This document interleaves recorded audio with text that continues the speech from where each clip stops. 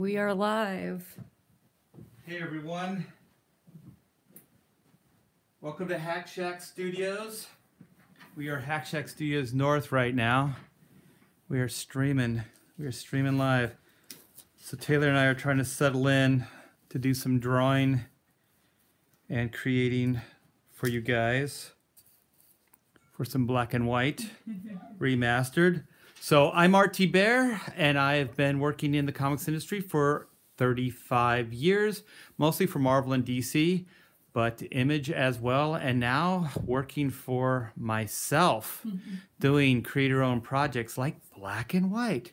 So without further ado, I'd like to introduce Taylor Grosso. Hi everybody. As soon as I get this chat up, I'll be reading. So join the conversation with us as Art works on some black and white. I'm going to be working on some black and white stuff on the computer as well. And if you haven't supported the campaign, go check out the Black and White Indiegogo on In Demand, but not before you watch this video. Welcome on this Saturday afternoon. Yeah, welcome guys. So we're settling in right now. We just did a Kiss Corner with Scott Palacios, the great Kisstorian. I want to get on YouTube and check out our view. I think you guys have a pretty good one. We're working out this camera thing. Yeah, we're trying to get this stuff down. We actually talked this morning about buying some technology. We know.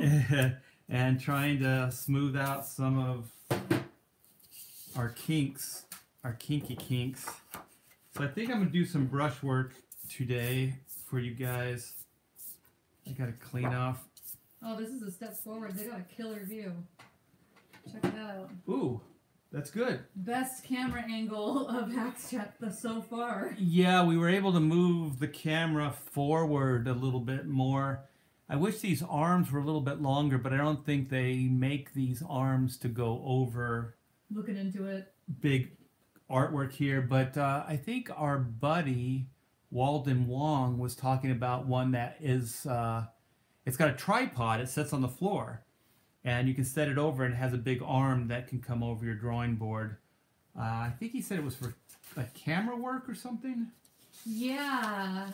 For like film or some kind of. Yeah, it's some kind of weird like rig that goes around for specifically filming. I don't know. We're trying to figure it out. There's a lot of different ways to film this stuff, you guys, but the thing is, a lot of the things are oriented for not filming live. Like, I think a lot of Walden's are edited videos, so we're trying to figure out what would work for us while still keeping live with you guys. Yeah, because we have to set these cameras up and everything so you can see them live. Okay, so I think I'm going to try to finish up. You're already getting requests. The pathetic nurse says, you should draw Wolverine, please. Okay. This is draw on demand. You could get the commission tier still available in the black and white Indiegogo and then have him draw Wolverine. You know what? If I make 2 cells, I sell 2 books in the next half hour. I'll draw you guys a Wolverine here. Little head sketch or something. I'll draw a doodle for you guys. But I gotta get something in return, you know? Yeah, I agree. Speaking of something in return, let's give a shout out to Jeffrey Warlick. This is not a monetized channel at this time. We're working on that. So we have a donation button, and it's linked in all of our videos, because since we're not monetized yet. And if you guys ever want to drop us a tip, help support Hack Shack Studios, you can donate there. Or, you know, you can buy a black and white book. That's pretty cool. But Jeffrey gave us a very generous donation, so shout out to Jeffrey Warlick. Thank you. Yes, thank you, Jeffrey. That was very nice. And I think we got a Pope. That's right. A Pope star. Pope Fire. Pope Fire, that's it, yeah. She sent us Tree Fitty. So thanks for the Tree Fitty. Yeah, we got a couple others as well, so thank you guys for your generosity. Let's see. I'm going to monitor and see if you sell those 2 books, Art. Okay, write down where we're at now. All right, let me see. No cheating, no cheating. By the way... they have to be books, too. They can't be PDFs. Yes, good. Yes, only books. Physical books. Deadpun Gage asks, are those personal sketches or part of some sketch page? Personal sketches, which ones? I think the ones you're drawing right now, he wants to know. These are for black and white, so this is going to be, I know I've been teasing you guys with this forever, and I am finishing it up today, and it will go, I'll be putting it into the page.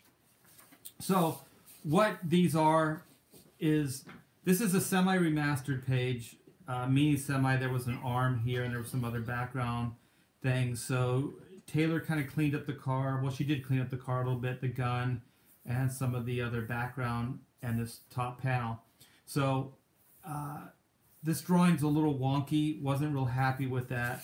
So then I came up with this drawing to take its place.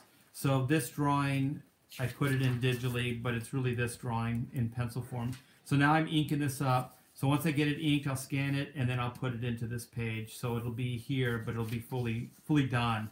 And I don't know if I showed you this, Taylor. Can you see it on your monitor? Let me see. I'm going to, maybe I could ink it right now. I'm going to, since Gray blasted the wall out here, I'm going to put some, I think this is too thick. Is this surreal, by the way, you guys? Because I'm sitting right across from Art, but I'm watching you draw on this monitor at the same time over your shoulder. So then what I'm going to do is put some trees and stuff outside of this broken wall. And so what Gray did here is with the missiles on the car here, he blasted out this wall, the side of the hospital. So it's kind of an interior, Reed's in the interior, but Gray and the car are exterior. So I thought just to add more storytelling and clarification, which is one of the things that the Remastered is doing, is then you see the outside, and you can see they're in like rural China. You're pretty handy with that micron, Art. Oh, thanks. Only you can get flow on a micron. Yeah, I don't know.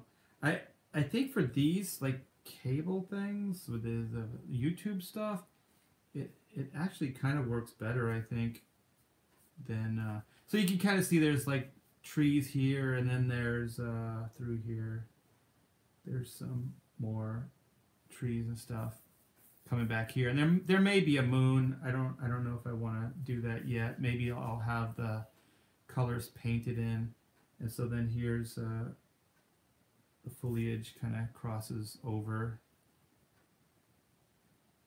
into here. I'm sorry. Rodwell says, I see Black's outfit is getting destroyed. I hope that means he'll be wearing the new outfit eventually. I really like the new outfits. Nailed it. Good call. Paying attention. Rodwell's invested, and you guys should be too. That's what I like. So, I like investment. Is it going to be a full moon? I don't know. It's usually full moon in comics, isn't it? Yeah, like, it usually is. I think it kind of looks funny if you do like a crescent or something. It just looks kind of odd. For some reason it looks cartoonier. I don't know. Yeah, so this will be the ground level, I think, here.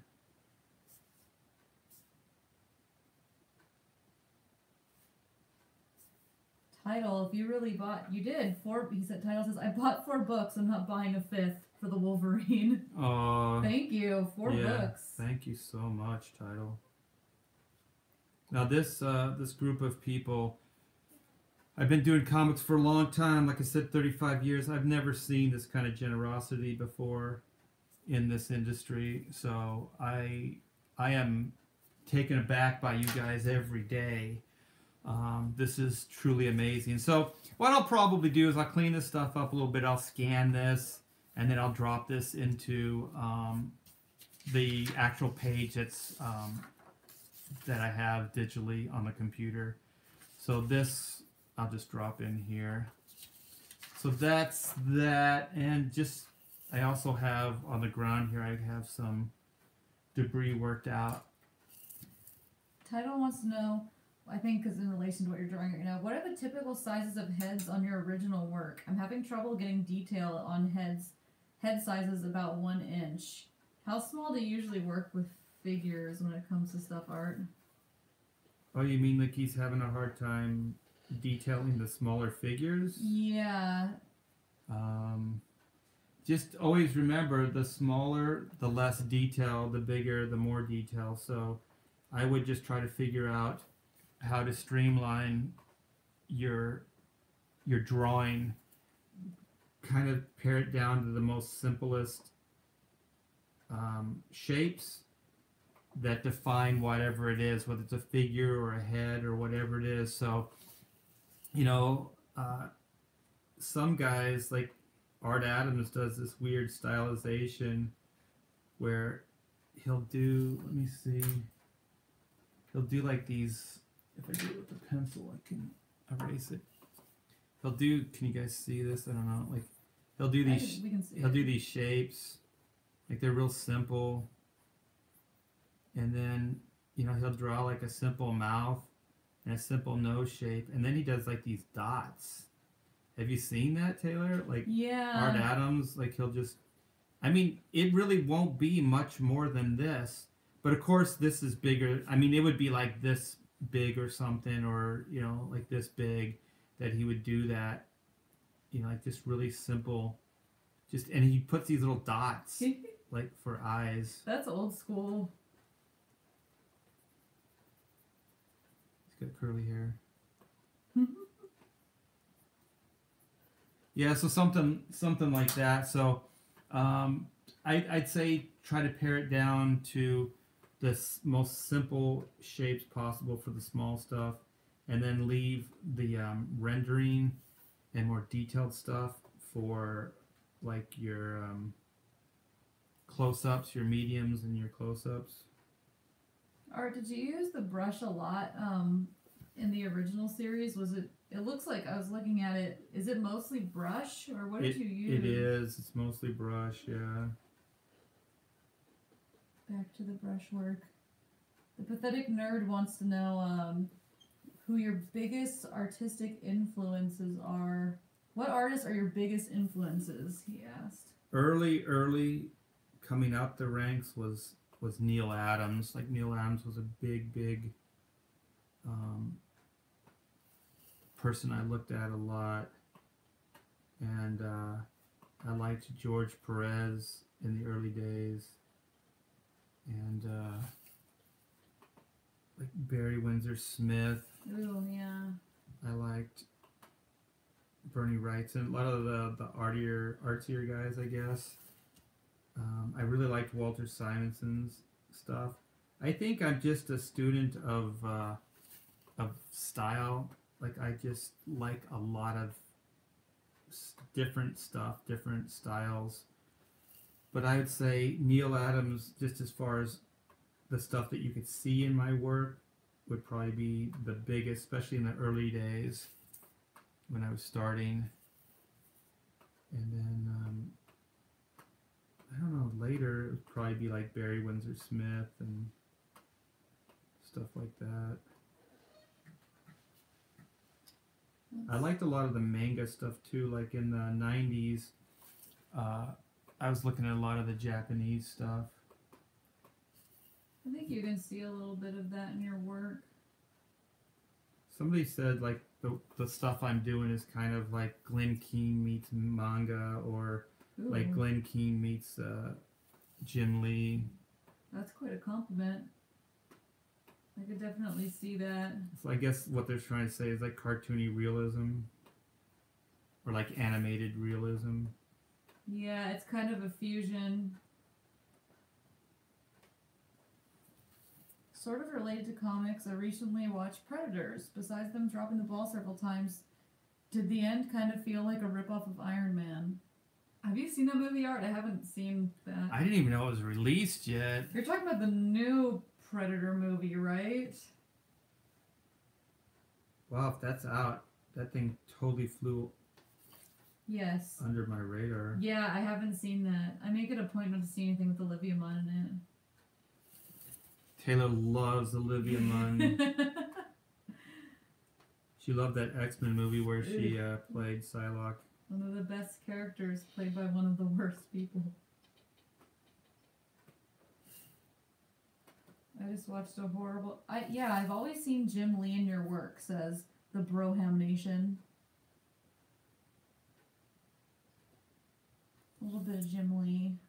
But we were coming up the ranks together, so in the early days we were influenced by the same people, so it's like you can see it kind of happening where there's Barry Windsor Smith, there's Art Adams, there's Mike Mignola. Depending on the era or the time, you can kind of see it in Jim and I's work as we progress together. Kind of a similar school of inspiration. Yeah, and we just try on different things and then seeing how they all fit into each other. Let's see, The Pathetic Nerd. I rewatched all the X-Men movies earlier, and oh god, they are not as good as I remember. Oh, yeah, they're very much a victim of the time they were made, if we're talking about the, like, original run of the movies. I even think that the newer ones are kind of cringy as well. Yeah. I'm not a big fan of the live-action X-Men movies, personally. I'm not either. We've talked about it. I think my favorite X-Men movie is just First Class. And I don't know if it's just has something to do with the fact that Wolverine isn't in it, because every one of those movies just becomes a Wolverine movie. It's like, yeah, I like Wolverine, but geez. Leodara wants to know what brand drawing table you're using, Art. I don't know. I found this at like a furniture store years and years ago. I've had this thing for probably 30 years. Well, 25 years. Well, yeah, maybe longer. Wow, really? Yeah, I had it at the when I lived in Hermosa Beach. It's a cool looking table. Yeah. Yeah, I didn't get it at an art place. I mean, the one thing that I don't like about it is that it doesn't adjust the height, so it's really tall. It's like a draftsman table, like it's really tall. So when I buy chairs, they have to be tall. That's why I have this stool right here. I can touch the ground, but it gets really awkward. Yeah, I would be like dangling on that thing. It's like a bar stool kind of thing. Let's see. X3 was the worst. I don't even remember a lot about that movie. I didn't even X3. Yeah, that was the wrap up. That was where they try to do their version of the Phoenix. I believe so. Yeah. Yeah. They kill like Cyclops in the first 5 minutes of the movie. Oh, that's right. Didn't he die off screen? I don't know. She just zaps him. Yeah, I think so. I think you're right. You just see his glasses. Wow, that's satisfactory. Yeah, and I always thought like if it was Marvel's like little like they were getting kind of pissy at that actor because he went on to do that other singer that what was his name? Bryan Singer's Superman Returns or whatever the heck that was. Yeah. Superman Returns. That guy left the X franchise so he could be a bit player in a Superman movie. I mean, the franchise pretty much ended anyway. Yeah. So maybe, maybe he thought there was more future with the Superman franchise. But boy, did he bank. That guy needs like a new manager. He's made some bad decisions. He's in that Westworld now. He's not a bad actor. He's a really good actor. Yeah. This is a little trivia. if you guys ever watched that that show, something Indiana, Erie, Indiana. Erie, Indiana. Great show. He's that little white-haired kid. He's a kid actor. Really? Yeah, that's the same actor. Let's see. The spooky, weird kid. The Superman Returns movie was equally as bad. It was pretty bad. That whole movie, I'm assuming you're talking about X3, the whole movie was a big F you to Singer and James. Yeah, it felt that way to me, yeah. Yeah. We haven't even talked about, speaking of Westworld, we never even talked about that show. I don't even know where to begin. I know there's people that really love it. I really wanted to love it. You were like the perfect demographic to love it, because you loved the original. Yeah, I love the Crichton novels. I actually read Jurassic Park before it was even close to being a movie. And I like the original Westworld movie. Yeah, I like all that stuff. And, yeah, I don't... And I like the guys that were behind that Westworld. It was like J.J. Abrams and the guy that wrote Batman... Nolan? Yeah, it's his brother. He was the guy that worked on Chris Persons Nolan. of Interest, right? Yeah, he created Persons of Interest, and I like that guy's take on a lot of stuff. But my gosh, I don't know how you guys feel about that Westworld it's HBO, right? Yeah. Show. But it was really... It was kind of like head trippy, but not in a good way. It was like head trippy in the way like it give you a headache. Rhaegar says, I can't wait to hear why Art dislikes Westworld. Oh, jeez. Now do I have to talk about it? Now I feel pressure. I mean, they want to hear it, but I mean, we could dedicate a whole episode to that because that's something I think we've talked about extensively. I don't know. Like, in a nutshell, I would say that it may be the HBO format that screws it up for me. Yeah. Because it felt like none of the characters felt like real people to me. They all had the same personality trait. They were all like really like mean-spirited and just people you didn't really want to hang out with. They all seemed horrible. And to be clear, he's talking about the human characters. Yeah. So I thought at first what they were trying to say, and they may be trying to say it in their long-winded convolution, is that humans are horrible and these robots aren't. And so, maybe they're trying to draw some kind of connection that way, but it didn't come across. Do you remember the main character's name, the girl? The Southern Belle? What the heck is her name? I don't know. It was really bad. I heard season 2 is bad. Haven't seen it. I haven't seen season 2. Have you seen season 2 yet? No, and the thing is, the package that the HBO like DVD set and stuff was so amazing. I didn't see it first run, so I bought the collection. Spent a bunch of money on it. All the marketing and it's awesome, all the stuff looked so amazing, and I was like, yeah, like I like the original movie. I like the concept. I like all that. So, slam dunk for me, and I liked it. By the third episode, I'm kind of like, what is going on? And then by about the fourth episode, I'm starting to think like I'm starting to write the story the way I want it to go, and I'm thinking, oh well, if they do this, this, and this, then maybe they can pay it off this way, and so maybe the journey will still be worth going on.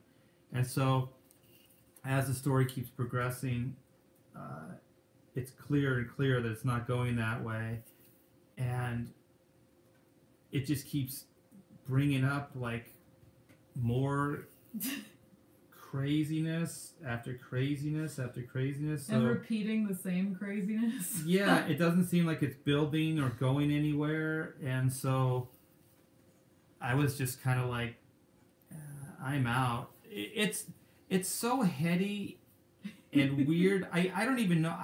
I wouldn't even know how to really break it down and to talk about it unless, we were going beat by beat, because it's so...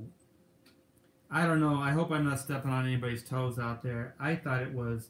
I think the chat agrees with you, Art. It was a little too artsy-fartsy, I thought. I thought it was ambitious in a way that didn't pay off, and...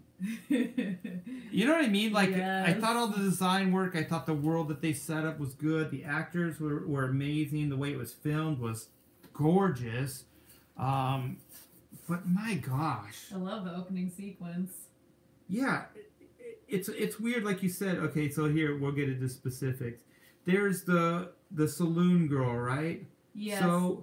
The not Dolores. Right, exactly. So you set up Dolores as this girl that's like, she's kind of coming aware of what's going on, and so she's one of the earliest models or whatever in the place, and so she was created by the guy, the main guy, and so they create her, and then you think, oh well, she's the one that's coming self-aware. She's the one that's figuring stuff out. She's going to be the one that's going to find out there's an outside world and all this other stuff. You know what I mean? What a great concept for a lead. And then about the midway point, they recreate a character that's exactly the same character, which is the saloon girl. And then it's like, oh, this girl is sassy and she doesn't take crap, where the other girl gets raped by the same guy every 5 minutes. I shouldn't laugh, but it's not real, so it's okay. Yeah, well, yeah, it's weird, right? I'm just laughing because it gets ridiculous. Yeah, and then we get to watch that a couple times because they have to relive the same moments over and over. Yeah, because apparently they just do, like, that rich guy he just does that a million times. Yeah, and then the reveal. This is where I think it really, really jumps it. Now that I'm reliving the whole show, like my Nom experience, that they show as like some kind of decoy, just like this idea isn't heady enough, guys, that they have to convolute it with time travel. What I mean is, you see the man in black as a young guy and his first time going to Westworld. Remember that? It's all like these flashbacks. Yes, I have a whole thing about that, but I don't want to derail you. And then there's like a past Dolores and a present Dolores. So the only difference is I think they dress her slightly different, right? And the biggest problem is they don't start dressing her slightly different till later. So they pull this twist of like, this is all actually taking place in the past, and you thought it was the present. And they pull off this twist like they're sniffing their own fart. Like they're just like, you didn't know this was the past. You didn't know this was the same guy. And it's like, you can't do that if there's no indication. You know what I mean? Like, this is a twist. And it's like, no one would have figured that out because there's no clues laid out till the episode they reveal that it's a twist. So why would anybody even know? Right. And you're doing it in such a weird way. Like, this is already an interesting concept with these robots in this world and everything. Why do we have to try to make it more interesting by bringing this weird, like, time travel element to the story? Like, there's this past version of this guy, and then there's the present version of this guy. And it's only really interesting, right, if you know it's the same guy. Yeah. It's not interesting if you don't know it's that guy. So the payoff is like, oh, it's that guy. Oh, so now why would I ever suspect that anyway? Right, why would I suspect it? And also, it only is interesting if you get to see it kind of back to back. You get to see this one guy do like these sweet things and he's in awe of Westworld, and then you cut to present day and he's molesting poor Darla or whatever her name, Dolores, in the wood shack or shed or whatever it is. Like, you know what I mean? Because then there's a juxtaposition, and then it's like, oh, well, that guy, what happened to that guy? He seemed like he was so enamored by Westworld, and he was such a nice guy. And so then you get to see his transition as the story progresses. But even still, that's like, who cares, right? Like, yeah, it wasn't even interesting enough to warrant it being like a reveal, I guess. Because I remember, like, we actually were watching it together while we were working. When it happened, we were just kind of like, what? What is okay? Like, it seemed just like a non-thing. Well, when you're watching something and you're like, oh my gosh, that's cool, then you know it works. When you watch something and then it's like the reveal is and you're like, what? That's not good. I think we rewound it several times. We're like, is that really what they're saying? The whole show basically just like, I don't know, the first episode was intriguing, but then the whole show just became Dolores being like, I don't know what's going on. I don't know what's real. What's real? And then she just seemed like an idiot because she's not in control of herself at any single time. So like, they're telling you she's self-aware, but then also showing you at every turn that she really has no control even of her own body. So is she even in control? Like, why are we following this character? Yeah, she's not that interesting. She's self-aware, so much so that she just doesn't know what's going on or what the past and present are. Yeah, she's self-aware to the point that she still can't stop anything. That she can like shoot somebody and not know about it. Yeah, and then the thing too is like there's the two partners, right? So they have the one guy, he's the oh gosh, what is that guy's name? The Fava Beans actor. Hannibal. What the heck is it? Anthony Hopkins. Anthony Hopkins. So you have his character, and so he's one of the founders. And then there's this other guy, and this other guy couldn't handle whatever. Like, it seemed like what it was. Gosh, we're probably boring everybody. It seems like what it was that. The Anthony Hopkins guy is the business side of it. Like, he just wanted to give everybody a good time and do this Westworld thing. And his partner was like, no, these are living, breathing things. They're real, and we should start, looking into that aspect of them, and it's not just for entertainment. And so then they have like some kind of a disagreement in the way things are done. And so then the guy, for some reason, can't handle the fact that he's going to open the park anyway. So he stages his own suicide by getting killed by the robots. Which that seems and so they weird. close down the park. Well, why would the park ever reopen after that? How did it reopen? If the robots went and killed the founder... How does that help the robots, too? If at Disneyland, like, the pirates killed Walt Disney, why would you ever want to go on that attraction? And, like, I'm going to prove these are living things that need rights by having one violently kill me. Yeah, that's not going to set them back. Right. And also, it wasn't really clear that they were working out of their own or if they were being programmed, because they shit all over their points constantly on this show. Yeah, you guys don't even watch this show, please. Just spare yourself. This is my good Samaritan. I took a bullet for you guys, Taylor and I did, and we're going to spare you from the cluster F that is Westworld. So it poops on itself where it goes, okay, so there's free will. So these robots are like coming self-aware. And then so they have the one girl, the saloon girl. It seems like, oh man, she's doing all this herself. She's thinking these thoughts. She's acting on these ideas and stuff like that. And then at the end, they said no. So then she comes back to the place. Yeah. Because they said like somehow those weren't your own thoughts. Those are like deep programmed thoughts. And so they lead you to believe that I guess it's the guy. I guess. The original guy that staged his death or whatever. That he put like some kind of like program into them that I thought that they could override their programming, but yet it goes back. It seemed like it went back to his programming. That's why she couldn't leave. Yeah, so it still proved that she really didn't have the free will. Yeah, she wasn't self-aware. I'm glad we followed her for a whole season then, so that we could get right back to the beginning. Well, I'm glad that we could follow Dolores and set that idea up and then just derail it with this other character that has exactly the same beat. Yeah, the chat says, let's see, you guys are chatting up a storm about Westworld, I'm glad. see. Art, did you like/watch the Westworld sequel, I guess the original, Future World? I've never heard that. Was that around the same time the original one was made? I guess I've never seen it. I'll have to look into that one. HBO likes psycho characters.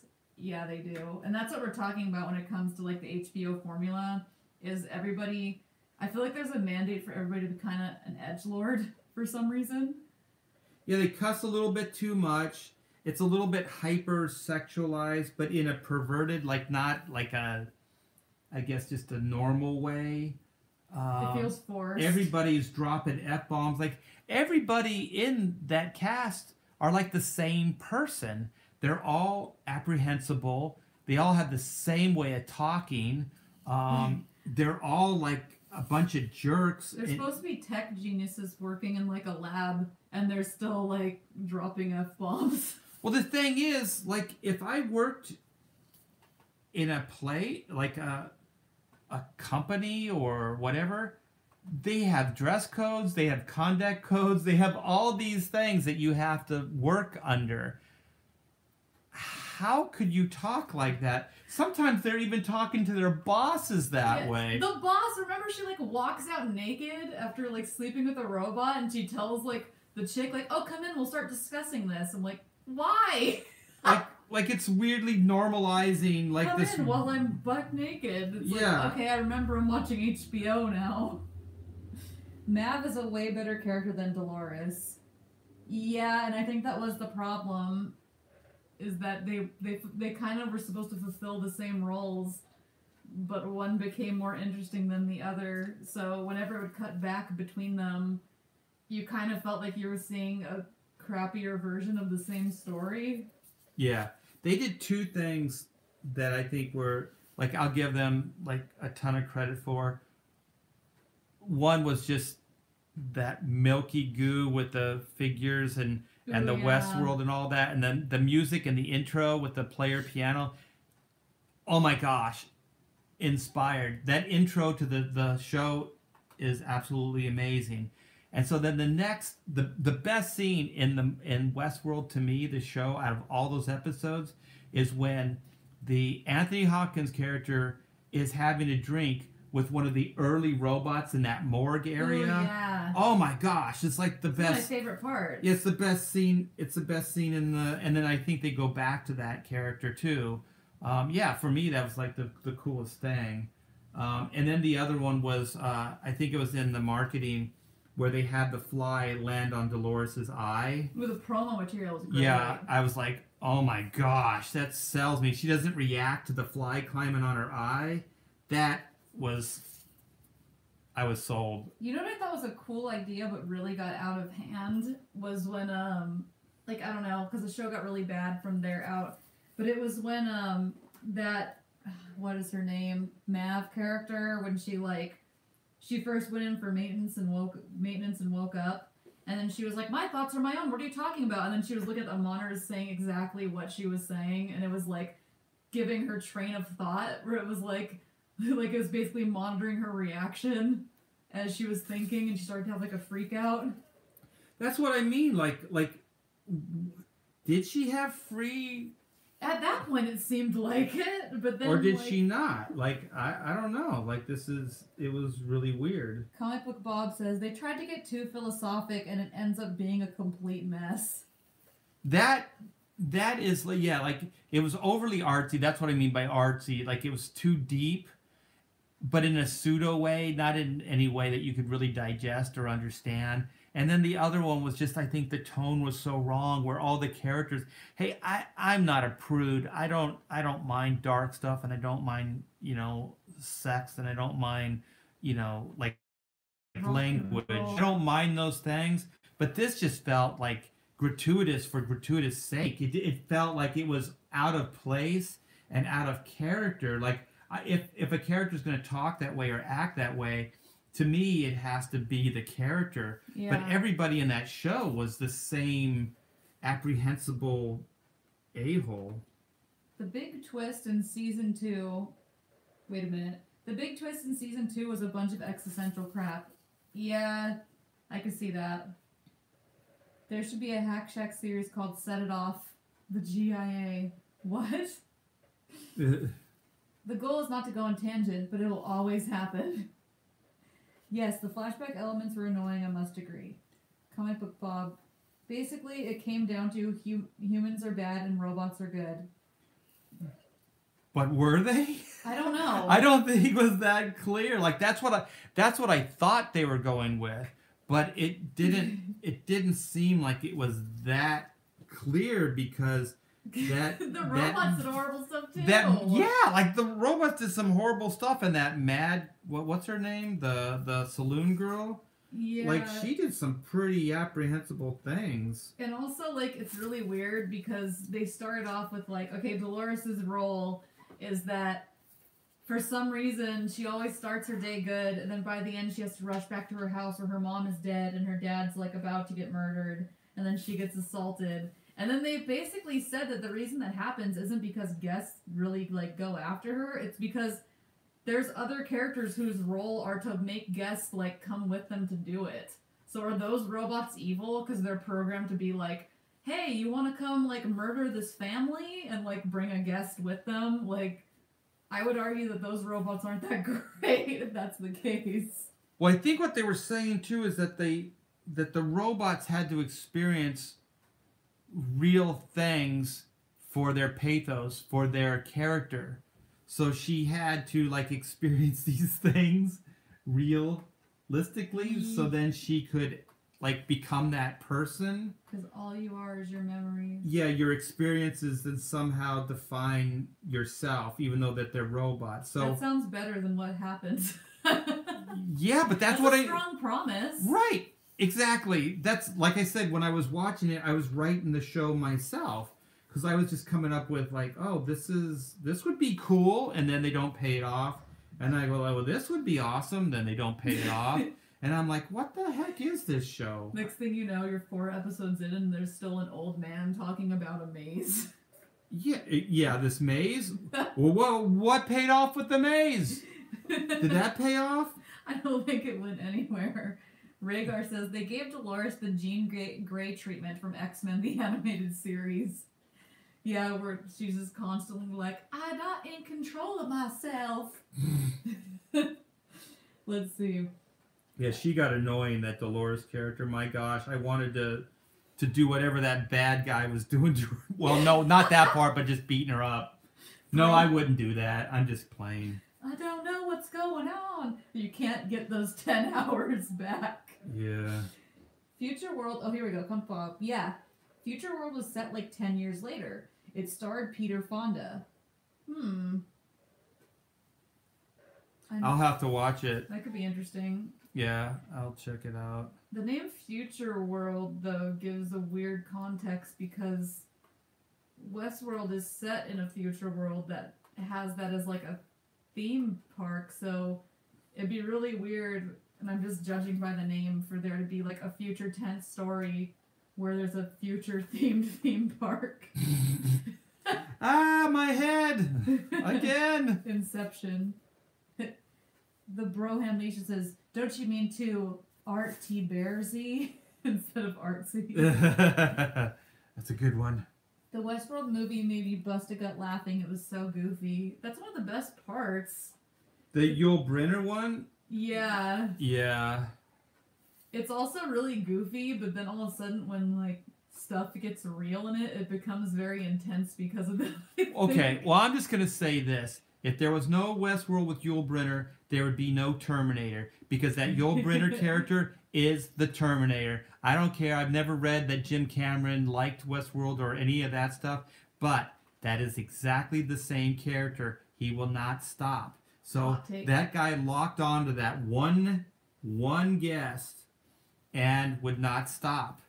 And so even don't they do the eye, like there's the robot, I think the both one of his eye, eyes glow. and then I think his face gets partially revealed or something. Oh, that's right, because they had that weird face plate underneath. Yeah, I think I haven't seen that Westworld in a long time, but it definitely has like this well, Terminator has this Westworld vibe. It's just, to me, it's the same character. That Yul Brynner character is Arnold in Terminator. I wanted them to make him a character in the new Westworld. Arnold? No, that Yul Brynner character. Well, they have CGI. That would have been cool. They could have just like resurrected that guy. Supposedly his he makes a cameo kind of like his body's in that room where they have all the discontinued robots. Really? But I thought that was A, I didn't see it. I've just been told that. And B, I thought that was weird because I was like, that event messed up that whole. They haven't really alluded to that event in the story, and I would think that's what got them originally like shut down. So why would they just have him in there? Wouldn't they have just destroyed it? I don't know. I guess all of them became self-aware in the original movie. Now that I think about it. Yeah, he was. It was like a story within a story. So it's those two guys. Well, mainly the one guy. So the two that go there to raise hell and stuff like that.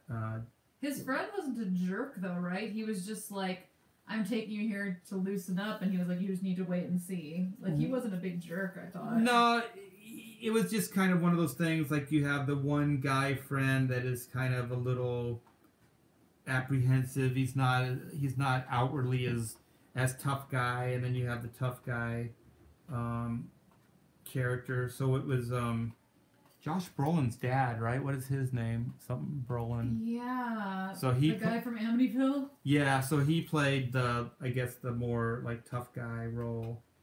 And then it focused on the one guy that was a little apprehensive about doing it, and then he starts getting off on it once he takes the gunslinger out.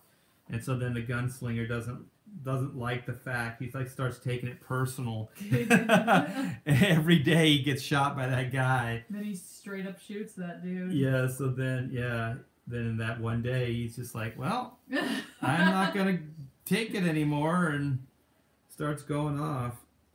That's another thing that was my biggest problem with that modern Westworld, is that they're like, oh, this spoiler alert, this sweet guy who has a crush on Dolores, like, he became the Man in Black because he started wandering Westworld. It didn't even seem like it happened that long. It was like all in one trip. And they're like, and then when he walked up to her, she didn't recognize him because she had been whatever. And then he started, and it's like, that's what triggered him to become like a homicidal maniac. Like, what a beta loser. Your fake girlfriend didn't recognize you. And then he's like, yeah, like, after that I wanted to test them and see how human they were. And it's like, well, you already had your answer. They're not. She didn't react to you. And then he says basically his goal is that he wishes Westworld was as real as possible. Real? Jeez. Because it's not real enough. And he's like, I tried to kill, he killed that lady and her kid. And he's like, to see if I'd feel anything. And then there was no consequences. And it's like, do you want to just kill people in the real world? Like, if you want real consequences to your actions, why are you going to play pretend land? That's real life.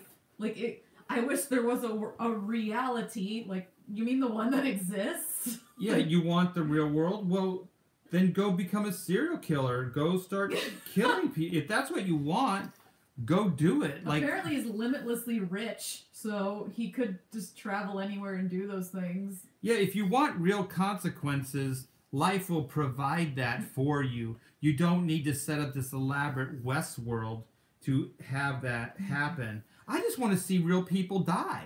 May I introduce to you the real world? Well, why don't you get yourself into a situation, become a soldier or become a cop or be, somebody that actually deals with life and death on a regular basis. Are you just too much of a coward for the real consequences?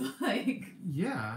Or do you just want to see other people live and die? Because the thing is, if you want this thing to be a reality, then there's a really good chance that you'll die too. Or do you just think that you're such a badass that you're going to somehow live through it?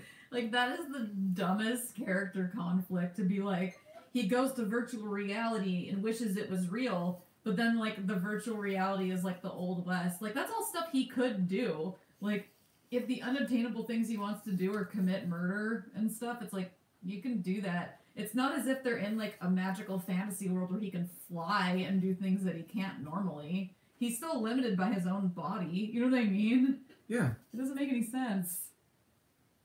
Let's see. I saw you talked about Halloween. Wow, what a bad movie. Oh, Rhaegar. The man in black is a robot. Are you kidding? If that's true, then that's an even dumber twist. Because it'd be more interesting if he was a robot from the beginning. Like a double twist of like, he was this real guy. But is he? No, he is.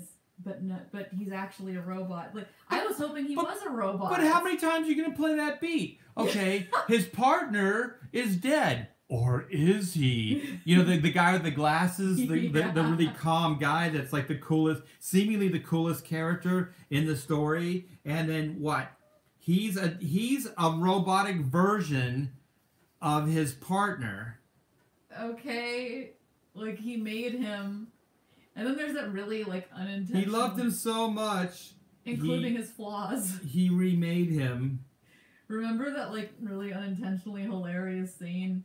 Because his partner, like, his whole thing was that he had a son that died, and it made him really depressed. So he finds out he's a robot, and he's like, why did you include that memory of my son being dead? And he's like, because that was one of the biggest things in my partner's life, and it defined his personality. Like you're saying, Art, it's like that in itself is intriguing, but then it goes into like this artsy fartsy like inside the robot's head where he's in the flashback and his son's just like, it's all sad. It's like this little boy like dying in a hospital room, and then the guy's just like, you're not real, I have to say goodbye to you. And the kid's like, okay. He's just sitting there. And it goes on for so long. And they do the one thing. That show is so weird, man. And they do this one where, like, Anthony Hopkins is hanging out with himself as a kid. Like, he made a whole robotic version of his family, and he goes and hangs out in this, like, cabin in the woods.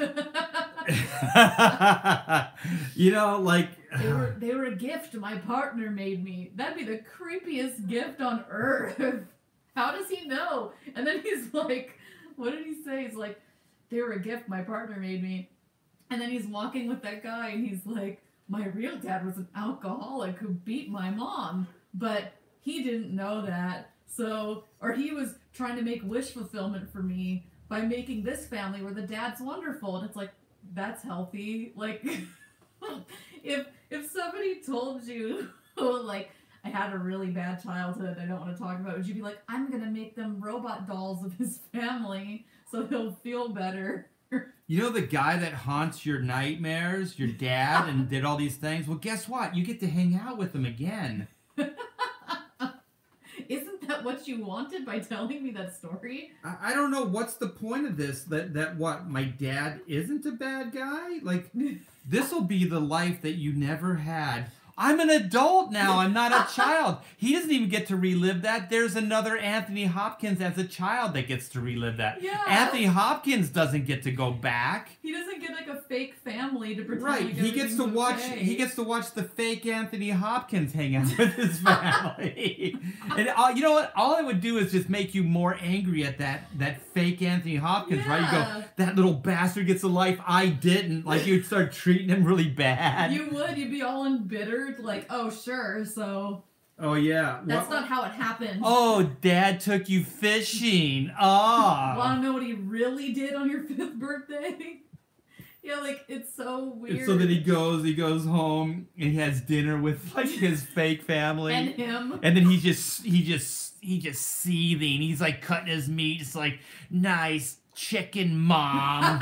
You know, it's like, Dad, what'd you do today? Oh, I took whatever fishing stuff. Like, oh, yeah. Oh, you took him fishing, did you? Nice, Dad. Just like old man Anthony. And then there's that weird scene where he's like hanging out with his little boy self. And then he sees that the little boy... And there's no impact to this either because it's like, oh no, the little boy robot killed the dog. But the dog isn't real. The dog's also a robot, so who cares? And he's like, why did you kill the dog, whoever? And the kid's like, he was killing the rabbits. It was wrong, so I killed him. And it's like, None of these things are real, and we keep establishing how unreal they are, so who even cares? It's like the same beat that however many episodes is the same beat constantly over and over again, but framed up with different characters. Like, okay, you made your point. Like, these things start doing their own thing. Like that robot kid killed the dog. Not a bad idea. I mean, the kid's homicidal. The kid's effed up because that should not be your go-to. Your go-to would probably be to teach the dog not. Yeah, what kid would jump to killing the dog? To kill your dog, and you're gonna kill your dog after it killed a random rabbit, like a rabbit that you don't. Yeah, you have no connection with. It's not like he like attacked a person and you felt responsible. Like a rabbit, like dogs do that a lot. I don't know. It's not really satisfactory. It's weird. But I blame the HBO thing for a lot of that stuff. Like, it seemed really exploitive and weird for no apparent reason. Yeah, and that really is like a big part of HBO. Like, I think one of the best examples of that is just the boss just coming out naked in front of her employee, which is really weird. And it's also like, I don't know if that like is supposed to be sexy, but it was hilarious because of how weird it was. And then just like every employee, like the one guy that like writes the scripts gets drunk, and then just like everybody in the workplace just shames him and like basically calls him a jackass. Like all the workplace stuff is completely interchangeable. I guess that's what you were getting at before, is that like the world of Westworld they branded as like, you can get away with anything here. It's a crazy Westworld. You can do all sorts of horrible things, but then it seems like they just do that in the real world anyway. So, I don't know. Yeah,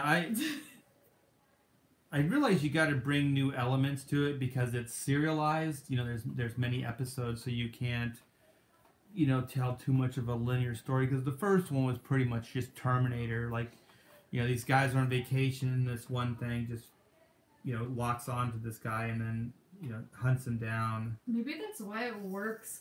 Like, yeah, because it is like it's not a world you want to stay in that long to tell a story. It's kind of like Watchmen in that way. Like, Yeah. You get into the world to tell a specific story, but do you want a serialized thing like that?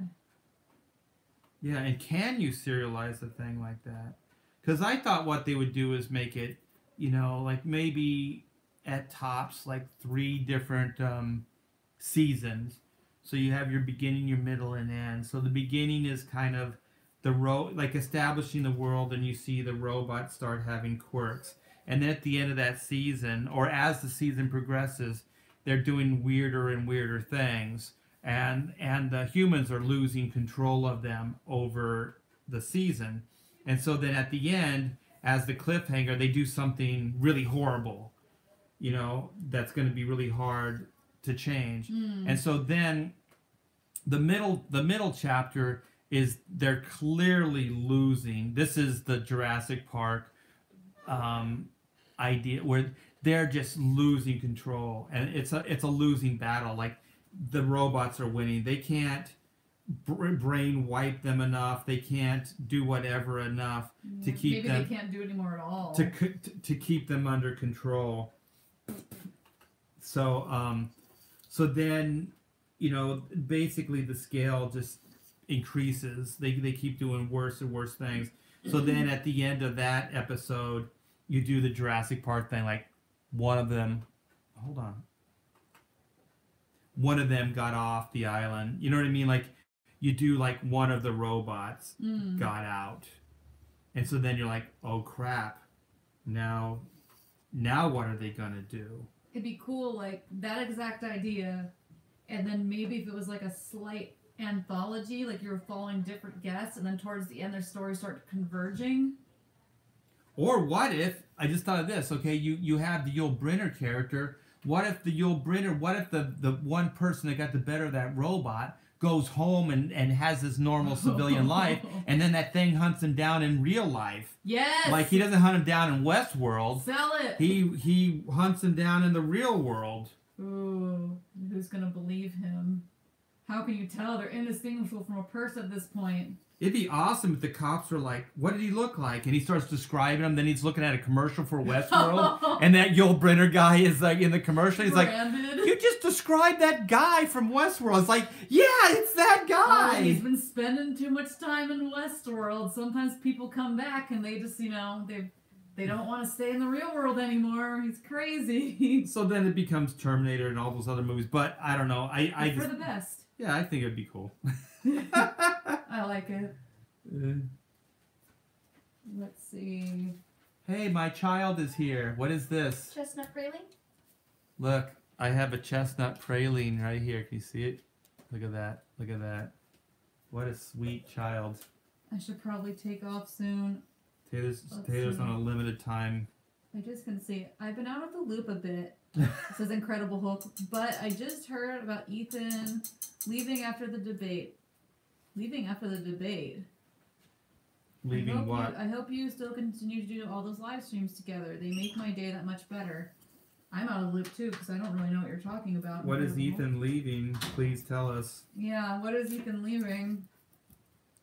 Is like Comicsgate ending? Is that where you're going? If so, I didn't get the memo. I know. Elaborate. I can't leave on this note. She's gotta leave soon. Ethan leaving Comicsgate. Is that it? Yeah, that's what Incredible Hulk says. Can you really leave? It's more of a way of life. But why?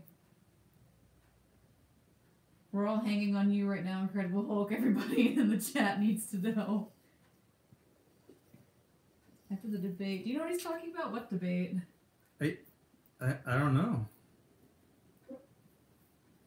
I am Comicsgate, says Trebor. Sticky Wicked says he's not going anywhere.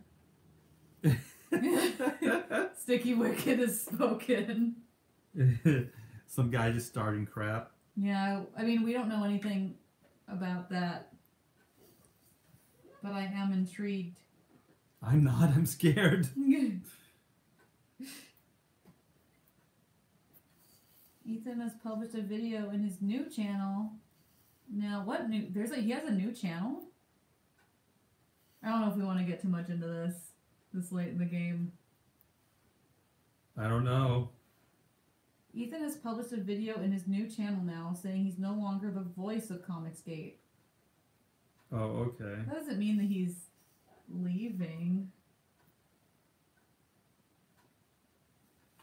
I know he's kind of, you know, I shouldn't really say anything. Yeah, I mean, that's really for him to talk about.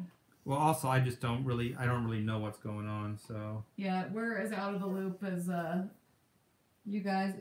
The Rakita Law debate. Yeah, I haven't watched that. Ethan's new channel is called All Caps. I'll have to check that out. We'll get back. I don't know. Yeah, we'll look into it. We'll talk. Well, I think we should try to wrap this up. Taylor's got a Saturday hang. So let me see. So you want to give us our outro and our plugs? Let's get a final look at this that you've been working on. Okay. Ooh, you got a lot done. So he's pretty much done. I still have I should have done this actually because that was kind of cool since I had the brush going. We like you guys joining us in the studio, listening to talking. You guys, there's a good turnout of people here talking about Westworld. I had no idea we'd hit a chord with that. So maybe it is kind of like it's scar tissue. It's like it's our Nam experience, and we just have to talk about it to come to terms.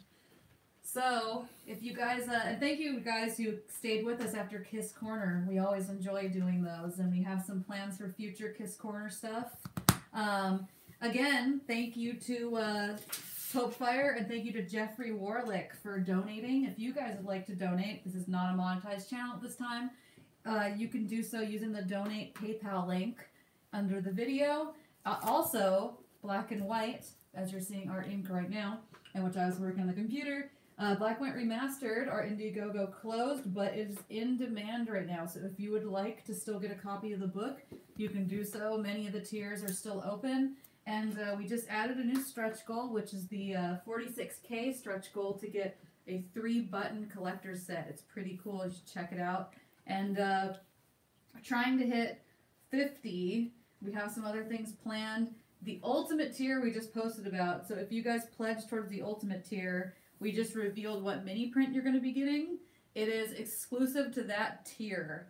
And it is black, it's white in her alternate costume design, her alternate design itself. And it's a different suit. It's pretty cool. You have to see it. And you can get that in the ultimate tier. So if you've already pledged to the ultimate tier, that's what you're getting. If maybe you're thinking about getting the ultimate tier, you should check that out. It might entice you. It's pretty cool. Yeah, it is cool, and it's an older piece of artwork. These characters have been through several iterations, so that is one of.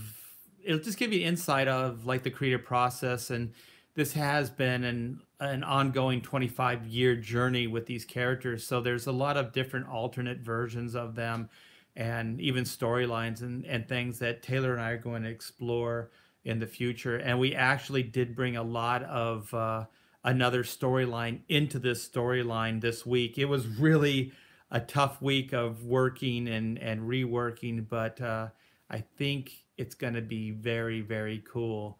It may be Westworld done right. Ooh. Maybe. Yeah, that's a good sell. Yes. Okay, so we got all that, and thank you for sticking with us, hanging out during the live stream. We enjoyed doing these for you guys. Please make sure you like this video, help boost our views, and subscribe, hit that bell for notifications. Yeah, thanks guys. Have a good Saturday.